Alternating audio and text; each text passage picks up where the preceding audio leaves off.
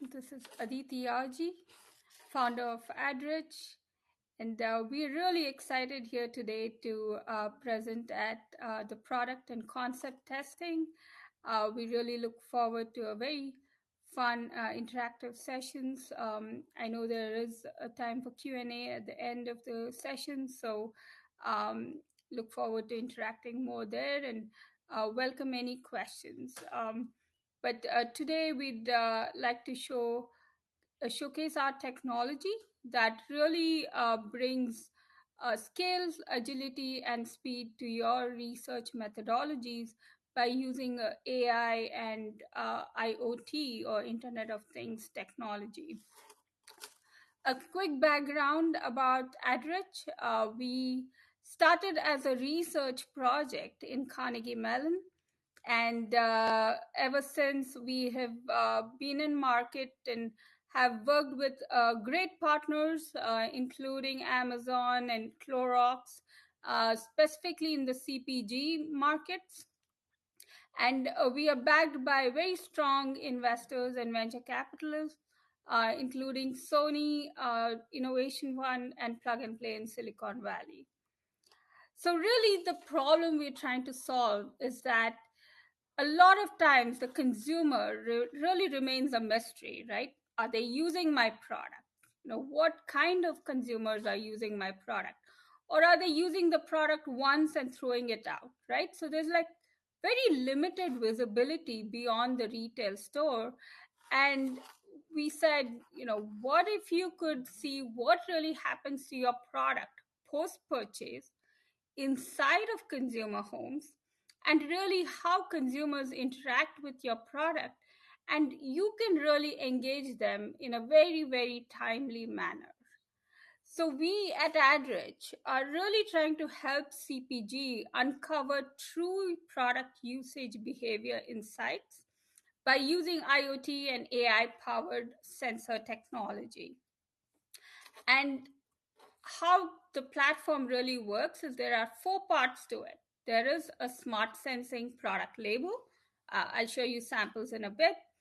We have the software like a dashboard that you can see in real time and get your insights in real time. We have very granular product usage data. And the fourth part of the platform enables you to have that two-way conversation with the consumer in real time during point of use.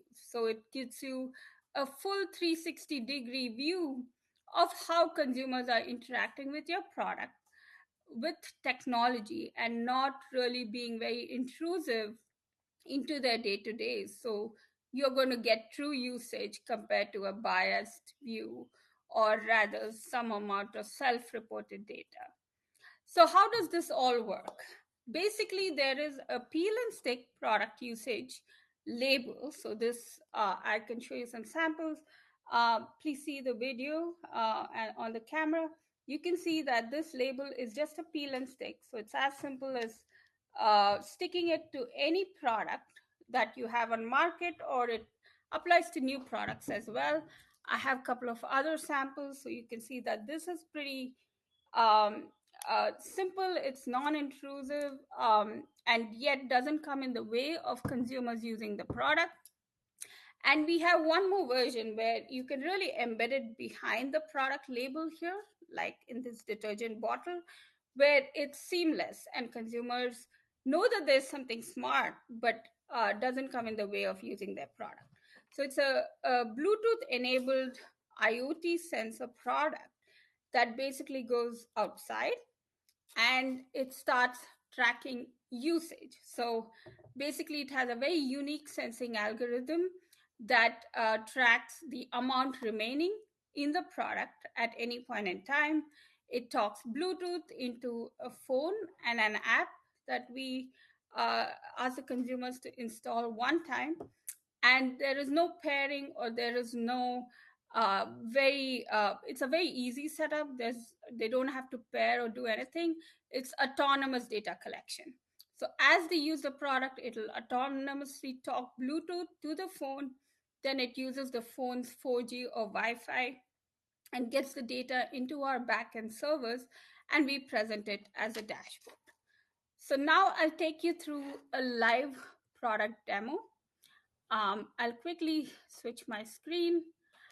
So here you can see that it's a blank screen right now. And have, um, I'll be using this detergent bottle here. And I have my app running in on the side here, where I have enabled Bluetooth and created an account. Right now you see that the app is blank, the page is blank up here. Now I will be pouring the product, and as you can see that it is regular usage. Consumers just pour the product this way, and I keep it down, and basically the labels, the sensor is basically seeing whether it's a real use or no, and it transmits in the background to the app. And from there on, again, if I move the product, or if I don't use it, it doesn't track the usage. But only if I pour it this way, it senses the label. The label senses the amount remaining in the product and starts transmitting using Bluetooth to show up on the dashboard. So you can see that the dashboard is now uh, refreshing, and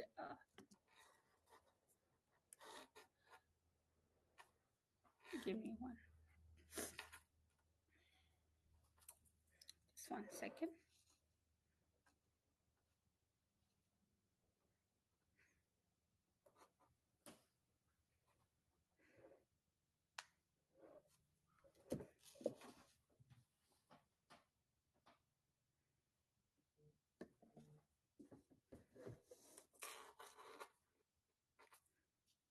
Yeah, I'm just pouring it again.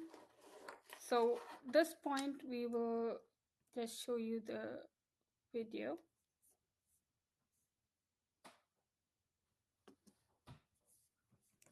Yeah, so you can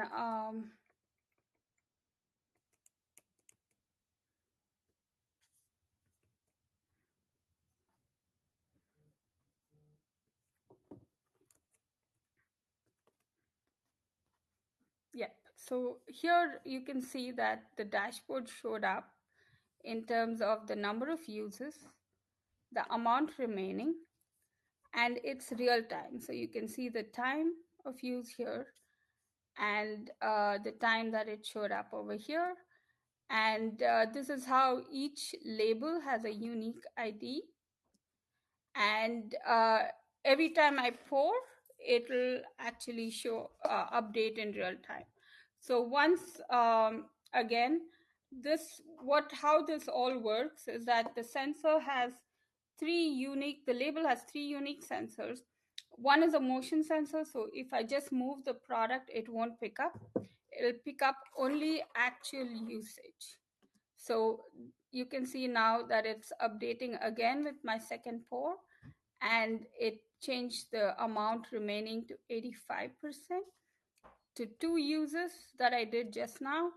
And it shows the exact date. It's real time, as you can see, 1.09, which is the time here in the afternoon on the Eastern time zone. So really, it captures in real time, and you as a brand will get access to the dashboard, so you can see that you can really have multiple products at the same time. We have done it everywhere from vacuum cleaner to cleaning products to pet food, and really across the board, where we've even done pods and dry products. So anything from liquid pourables to solid pourables to consumer electronics. And I'll show you how at an aggregated level that all this data captures. So you will see the number of users across the product lifetime, across your consumers. You'll see how many consumers have got connected, how many unique users, and This is more for replenishment. So really you can also understand product refills, how long it takes to run out and how many times they are reordering. So for new products to really understand projections, right? How many refills and reorders are coming up.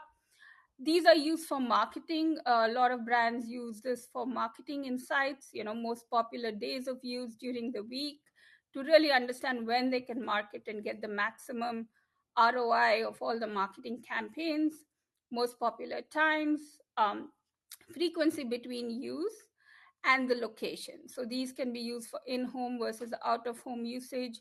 You can zoom in and see the heat map. And then we also collect the consumer demographic information from the app. So, really, I'll show you some case studies on how to apply these data points.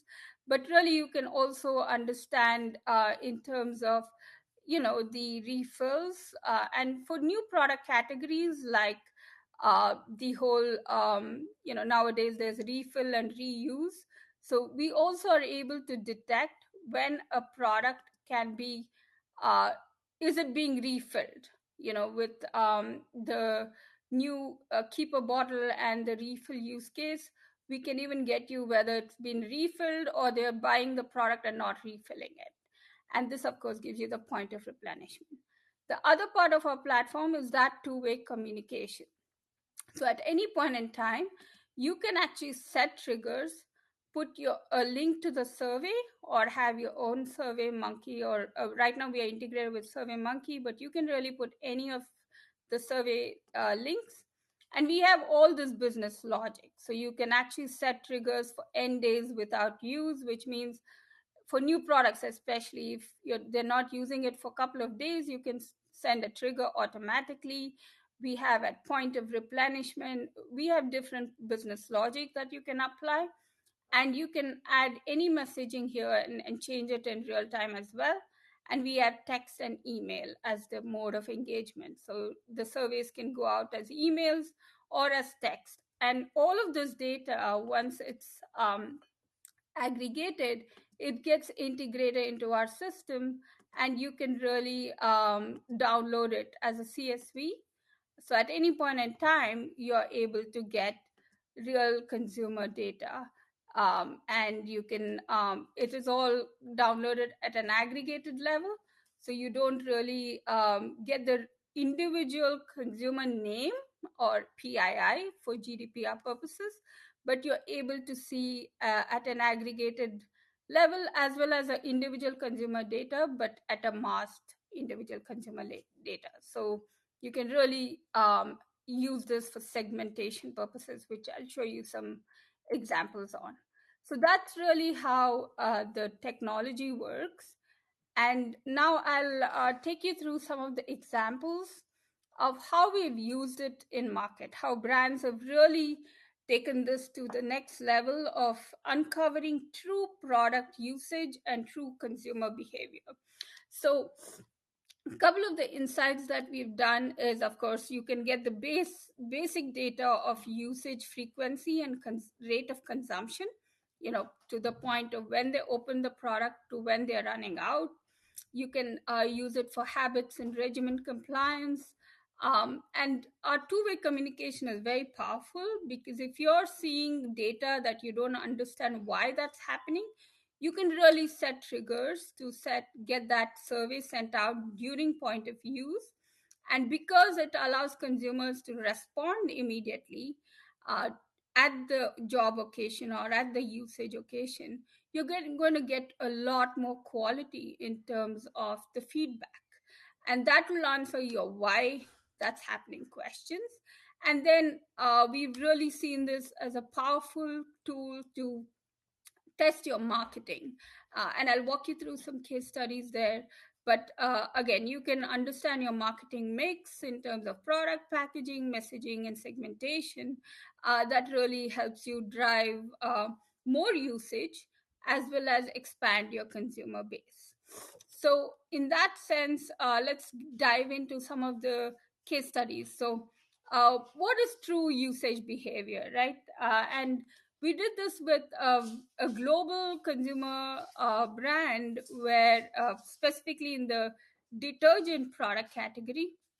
And very interestingly enough, it was a regular iHut, and we asked the consumers to journal their entries in terms of usage. And what we found is the diary showed that they use it every day, very promptly. And all the feedback was like, it's a great product, it's awesome. But what we found from our technology is that we got data only on the day before they returned the product to the at the end of the test. So we very quickly could understand that consumers just dumped the product one day before the test, but actually the journal was showing that they use it regularly. So there was a significant discrepancy that we saw, and very quickly we realized that, of course, consumers are just dumping the product and giving self-reported data. So this technology really helps you get that real-time accurate usage data, and if they're not using it, it's really not going to record any data. So that's something that was very interesting. In fact, the brand then switched the location of the test to another new city where consumers were not seasoned enough for the test practices. So that really showed up as a cool insight day in the first pilot that they ran with our technology. The other insights that you can get is, the core of time of day of use and day of the week of use. This is very, very granular information. Today you don't get this data without this technology, just because most of the time it's a journal entry, and consumers could forget writing down the journal and things like that. So with this data, brands were able to schedule their marketing campaigns. Interestingly enough, they could also kind of do it within certain time periods during a particular day. The other is frequency of usage, specifically for new products, right? In this case study, this was a alcohol brand. We saw that the usage dipped significantly after a couple of days, specifically for a new product. And they could also, use the survey tool to understand why it was dropping off. And we saw, of course, with new products, there's a novelty, and we with that feedback that they got from that survey, they could actually determine why there was a drop off and make those tweaks to their product before the final launch. So we could uncover all this in the test market, saving quite a bit of dollars for them before the main launch, because they had to make some changes even to their formulation that would have stopped this droppage in usage. The other is habits and regimen. So this we did with a global deodorant brand in the LATAM market. So we have deployed international as well. And this was very interesting because they wanted to test the usage between three form factors. One was aerosols, the other was sticks, and the third was roll ons. So just this is a use case where you can test different form factors of your products across the same consumer base and understand which form factor is driving more usage. So in this, clearly, we could see that roll-ons perform much better, and they rolled out the new product in the form factor of a roll-on. So really, A/B testing between your packaging types and understanding what will drive the maximum usage from your products. And of course, even flagship products, what has been on market for ages, you can see very granular usage differences between your form factors and understand how to target market them based on this usage. Now, talking of segmentation, we all love our heaviest users.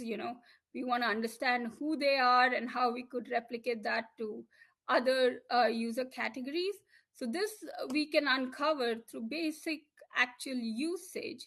And because we collect the consumer segmentation, and because we're able to determine individual consumer usages, This really helps us. Once you get the CSV download, you can drill down into the data by segmenting it into the number of usages across each consumer segment. So you can see that this is the baseline that you get, and from here you can also we also collect amount used per usage occasion, so you can like really drill down to each segment and understand the average usage per consumer and average usages across the product life uh, as they're using it at home.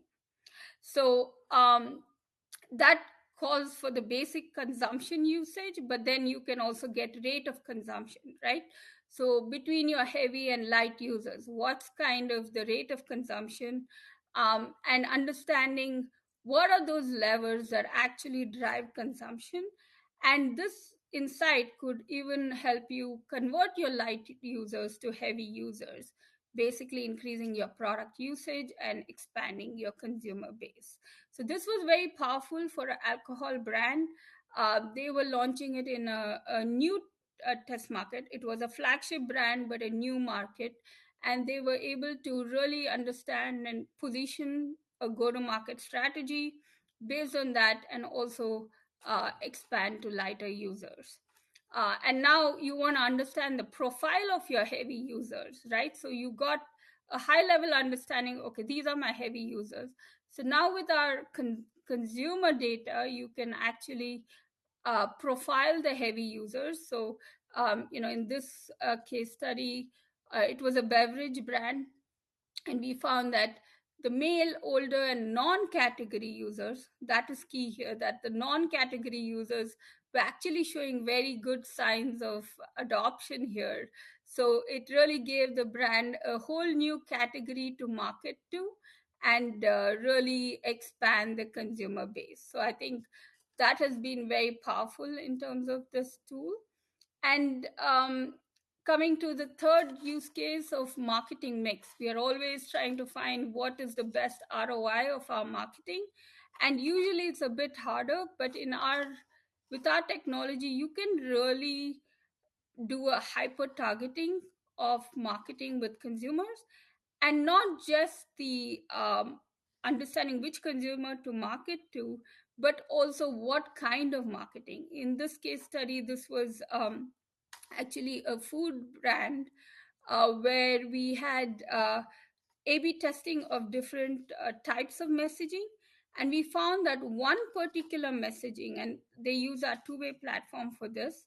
So during a point of use, they started with one advertising campaign, and they saw out of the multiple messaging that they did, one particular messaging increased usage. So we saw the before and the after consumption after the advertising, and there was a significant difference. So you can get a baseline consumption pattern first, then set our triggers to send out the advertising or the marketing campaign, and then track individual consumer usage quantity and rate of consumption after. And that gives you a good solid A/B testing to understand which of your messaging is really impacting the consumer usage. And then you can roll it out into the mass media or social media, etc.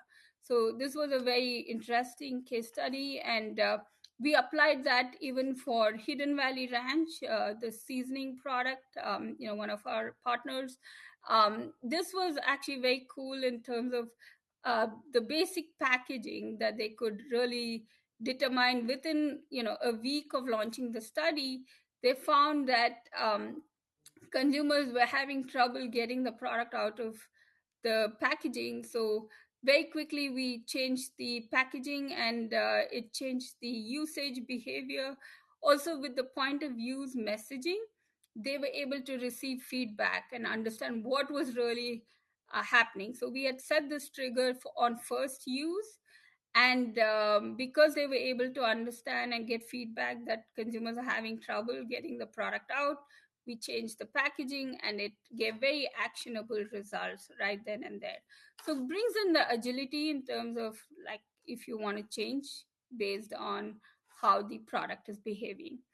And you can also do it between SKUs. So this is another brand, Pine Sol, that we work with, the Clorox company. They launched two different scents, and this was a flagship product that's been on market for 30 years. um, what we realized is the usage depends so much on the scent. Initially, they had thought that the usage is common across both the SKUs, but we actually saw very individualized pattern differences in terms of usage, and the scent drove a significant pattern change in the usage. So now they could actually change their marketing and product and formulation just based on this interesting finding, and uh, could kind of do a more customized approach for each product SKU. So you can really get SKU level product details and do A B testing across your product types within the same category as well. So, really driving and summarizing the whole thing, what we can give you is 46% more accurate usage behavior compared to self-reported data. As you can see, this is across on an average across studies we've done across product categories. So really, that's a huge metric. Second thing is, because we're able to trigger questionnaires at point of use, and we've seen the response within 60 seconds of that trigger, you're going to get more quality responses because consumers actually remember what they're doing during that job occasion or usage occasion, and that really helps you get more quality. We have seen 90% completion rate, so the consumers are really engaged, especially because there's less work. They don't have to do a journal or anything, it's all automated. So we've got a 90% completion rate till the end of the study, and we've run studies up to 6 months and seen real good engagement throughout, and the drop offs are much lesser. And of course, with technology, you're getting a lot more scale of the data. Just with 1 month of data and study, you get really about 10,000 data points. Of course, depends on the product and the category, but on an average, you get a 1.5x the size of the data set that you typically get in an iHut or ethnography study. So at the end of the day, we are using technology to bring you agility, scale, and speed to your research methodologies. So you can get data in real time, you can react in real time, and at the end of the day, really get that granular usage data and real consumer behavior. So you can build better products suited to consumer needs and get one step closer to your consumer. So that explains the whole 360-degree view of how consumers can interact with your product. I'd be happy to answer any more questions, and thank you for your time. Really looking forward to engage more here.